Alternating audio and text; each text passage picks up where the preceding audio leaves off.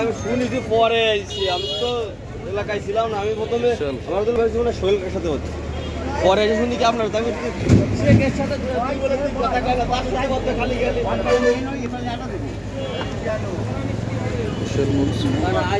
আপনি তার এনে আজকে দোকানদার তার আমরা তার আজকে কিনছি না, ওটা কারণে আজ পর্যন্ত তুই বলে তুই কথা হইলে আপনার বাজার থেকে দাম বাঁধাই না, কেন দাম বাঁধায় কি হবে? একটু উপকার করতে হবে না, যেটু করতে কই সেটু যদি একটু নতুন করে